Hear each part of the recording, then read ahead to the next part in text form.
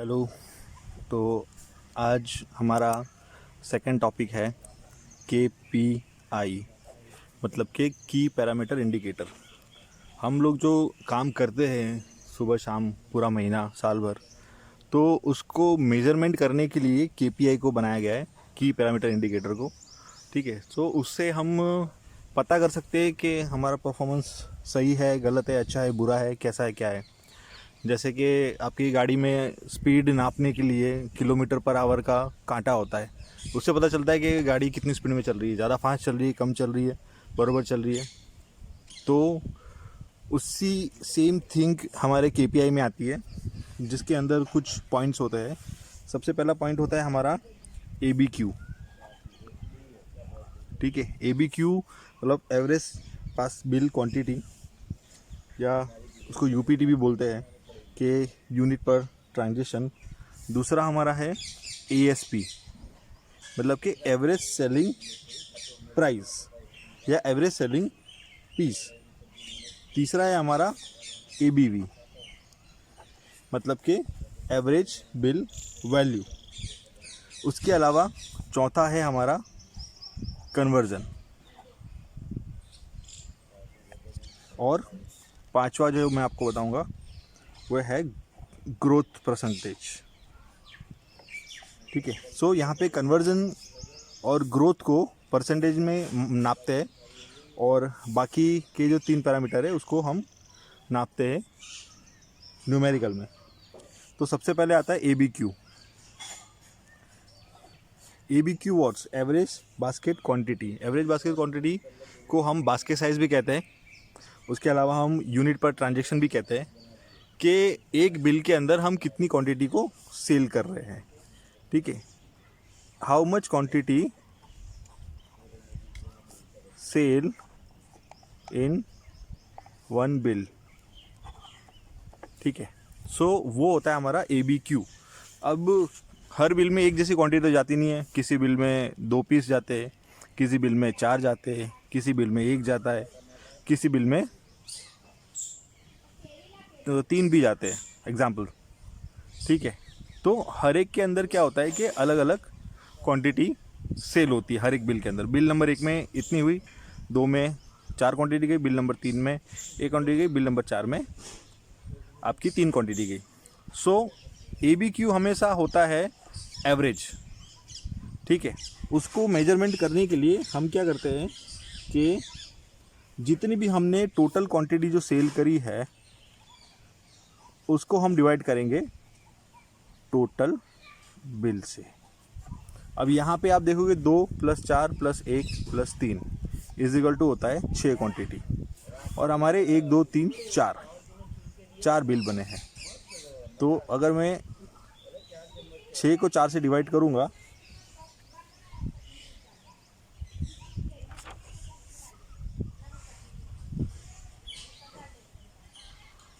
Sorry, 2 + 4 + 1 + 3 = 10 होता है। ठीक है, तो 10 क्वांटिटी मैंने सेल करी है 4 बिल के अंदर, तो 10 / 4 करेंगे तो मेरी जो ABQ है वो हो जाएगी मेरी 2.5। ठीक है, तो मेरी 2.5 की ABQ चल रही है। सो ऐसे ही पूरे दिन में बिल बनते हैं और क्वांटिटी सेल होती है। एक हफ्ते में बिल बनते हैं और क्वांटिटी सेल होती है। एक महीने में बिल बनते हैं और क्वांटिटी सेल होती है। सो इसी बेसिक फार्मूला से हम ABQ को मेजर करते हैं, ABQ को पता करते हैं कि हमारा ABQ क्या चल रहा है। ठीक है, हमारा जो ABQ का टारगेट दिया है वो दिया है हमको 2.6, मतलब कि हमको 2.6 मिनिमम क्वांटिटी सेल करनी है इसके अंदर।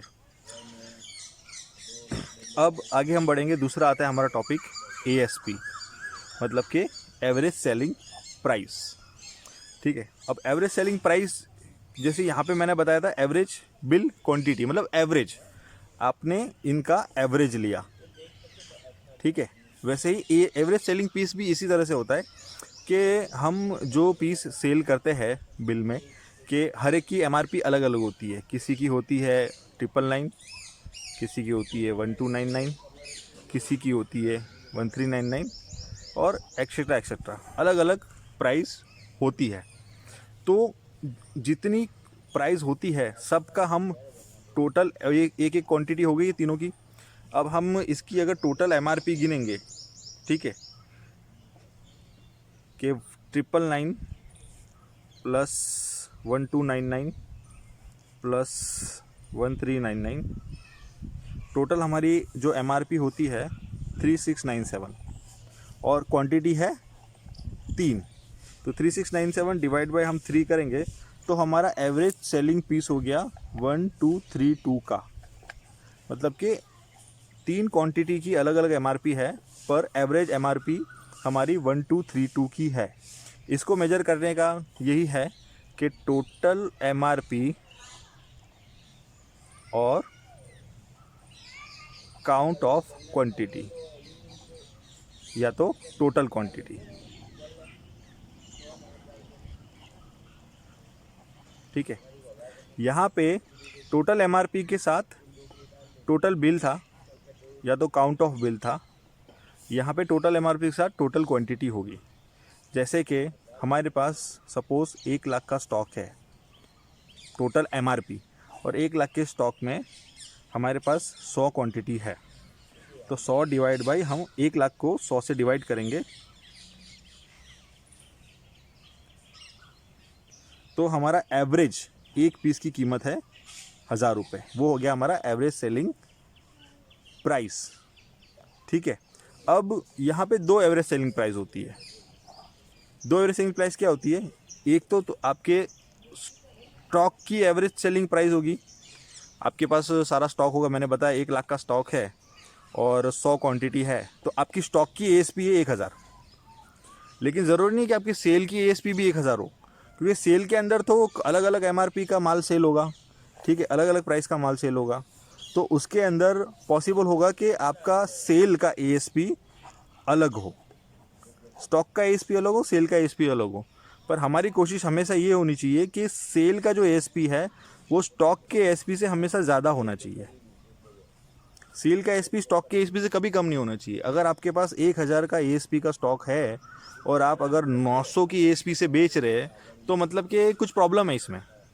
हमेशा स्टॉक की एएसपी कम होनी चाहिए सेल की एएसपी से, सेल की एएसपी हमेशा ज़्यादा होनी चाहिए। ठीक है, तो एएसपी का जो टारगेट है आप समझ लीजिए कि स्टॉक की एएसपी से सेल की एएसपी ज़्यादा होनी चाहिए। तीसरा हमारा सब्जेक्ट है एवरेज बास्केट वैल्यू या एवरेज बिल वैल्यू। ठीक है, इसका फॉर्मूला बहुत सिंपल है कि आपने जो भी टोटल सेल किया है, ठीक है, और वो जो सेल किया है उसमें आपने कितने बिल बनाए हैं उसको डिवाइड करना है। मतलब कि टोटल जो भी सेल हुआ है, ठीक है, और टोटल हमारा जितने भी बिल बने हैं उसको उससे डिवाइड करना है। जैसे कि आज का एक दिन की बात करो कि हमने 20,000 का बिज़नेस किया है, ठीक है, और 20,000 के बिज़नेस में हमने 10 बिल बनाए हैं, तो हमारा एक बिल एवरेज कितने का बना? 2000 का। ठीक है, सो इसका जो चीज़ है, ये वाली जो बताया मैंने आपको, वो आपका एवरेज बिल वैल्यू इससे बनेगी। और एक और फॉर्मूला भी है कि हमारा एवरेज बिल वैल्यू कितने का बनेगा, वो डिपेंड करता है कि हम एवरेज सेलिंग प्राइस कितनी बेच रहे हैं, उसको मल्टीप्लाई करेंगे हमारा एवरेज बिल क्वांटिटी से। ठीक है, तो एवरेज बिल क्वांटिटी जितनी ज़्यादा होगी, एवरेज सेलिंग प्राइस जितनी ज़्यादा होगी, उतना ही ज़्यादा हमारा एवरेज बिल वैल्यू होगी। अगर हम एवरेज सेलिंग प्राइस ज़्यादा रखेंगे और एवरेज बिलिंग क्वांटिटी कम कर देंगे तो हमारा एवरेज बिल वैल्यू कम हो जाएगा। ठीक है, सो बहुत ही ये दोनों इंपॉर्टेंट चीज़ है कि एवरेज बिल क्वांटिटी ज़्यादा होनी चाहिए और एवरेज सेलिंग प्राइस भी ज़्यादा होनी चाहिए।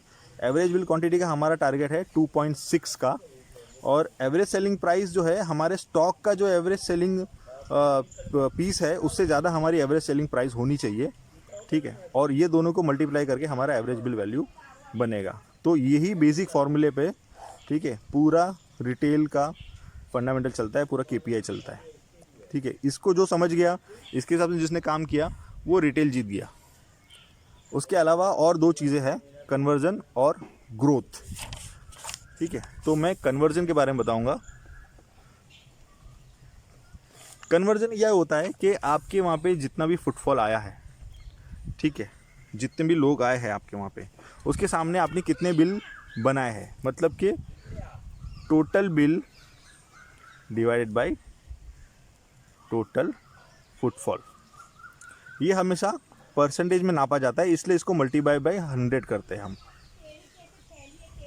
ठीक है, सो जैसे आपके आज दिन के बिल बने 5 और आपके टोटल वॉकिंग्स आए थे दुकान में 50, और इसको आप मल्टीप्लाई करोगे 100 से, तो आपका आंसर आएगा 10 को गिनेंगे परसेंटेज से। ठीक है, तो 10% आपने कस्टमर को कन्वर्ट किया बिल बनाने के लिए। सो कन्वर्जन रेशियो भी हमारा हाई होना चाहिए हाई स्ट्रीट स्टोर के हिसाब से। अगर जो स्टोर हाई स्ट्रीट में है उसका कन्वर्जन रेशियो 35 से 45% होना ही चाहिए। ठीक है, 35% तो कम है, 45% होना चाहिए। अगर मॉल है तो मॉल में मतलब 20 से लेके 30% तो होना ही चाहिए। ठीक है, मॉल स्टोर्स के अंदर अगर ये कन्वर्जन रेशियो अचीव करते हैं हम, तो हमारा सेल है वो अपने आप ही बढ़ जाएगा, अपना सेल अपना हाई अपने आप हो जाएगा, राइट। और इसके अलावा है ग्रोथ परसेंटेज। ठीक है, ग्रोथ परसेंटेज अलग अलग टाइप के होते हैं, मैं आपको बता दूं। ग्रोथ परसेंटेज में होता है like to like. Like to like का मतलब क्या है कि आज के दिन आपने कितना सेल किया और लास्ट ईयर आज के दिन कितना सेल किया था। उसके अलावा होता है मंथ टू मंथ, मतलब कि अभी मई महीने में आपने कितना सेल किया और लास्ट ईयर मई महीने में कितना सेल किया था। उसके अलावा था वीक ऑन वीक। सो एक महीने के फर्स्ट वीक में कितना सेल किया, सेम वे लास्ट ईयर उसी महीने के फर्स्ट वीक में कितना सेल किया था। इसके अलावा आता है क्वार्टर टू क्वार्टर।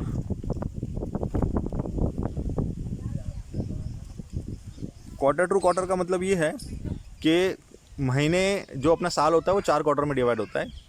तो अप्रैल मई जून फर्स्ट क्वार्टर, जुलाई अगस्त सितंबर सेकंड क्वार्टर, अक्टूबर नवंबर दिसंबर थर्ड क्वार्टर और जनवरी फरवरी मार्च फोर्थ क्वार्टर। सो इस साल क्वार्टर में कितना तुमने सेल किया है उसके सामने लास्ट ईयर उसी साल में फर्स्ट क्वार्टर में कितना सेल किया था। और एक होता है ईयर टू ईयर। सो ये साल तुमने कितना सेल किया और लास्ट ईयर तुमने कितना सेल किया था।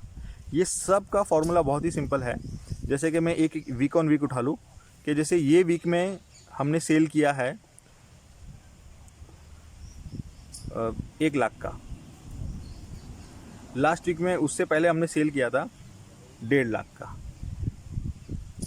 तो इसको 1 लाख को 1.5 लाख से भाग करके हम मल्टीप्लाई बाय 100 करेंगे तो हमारा वो परसेंटेज निकल जाएगा।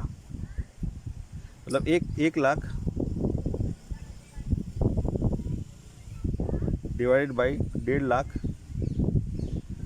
मल्टीप्लाई बाय 100, मतलब कि हमने 66% लास्ट ईयर की कंपेयर में हमने डी ग्रोथ किया है। ठीक है, ग्रोथ नहीं किया है, डी ग्रोथ किया है। अभी इसको 66 को -100 से अगर मैं करूँगा तो पता चलेगा कितने परसेंट हमने डी ग्रोथ किया है, -44%। ठीक है, तो 66% जो भी आया उसको -100 से करेंगे हम, 66 - 100 इज इक्वल टू -44%। मतलब हमने लास्ट ईयर कंपेयर में 44% कम सेल किया है, या तो लास्ट ईयर के कंपेयर में हमने 66% ही सेल किया है। तो ये ग्रोथ डी ग्रोथ ऐसे ही मेजर होता है परसेंटेज के थ्रू। ठीक है, जो डे टू डे होता है, लास्ट ईयर सेम डे आज के दिन, दिस ईयर आज के दिन, this year this month, last year this month, this week last year this week, this quarter last year this quarter, year this year last year this year. तो ये 5 चीज़ों में हम ग्रोथ को कैलकुलेट करते हैं। तो आज के लिए ये 5 टॉपिक है जो आपको आज समझना है। अगर इसमें कुछ भी डाउट हो, कुछ भी प्रॉब्लम हो तो आप प्लीज़ कॉल करके मुझे बताइए, मैं आपकी प्रॉब्लम सॉल्व करने के लिए रेडी हूँ। Thank you.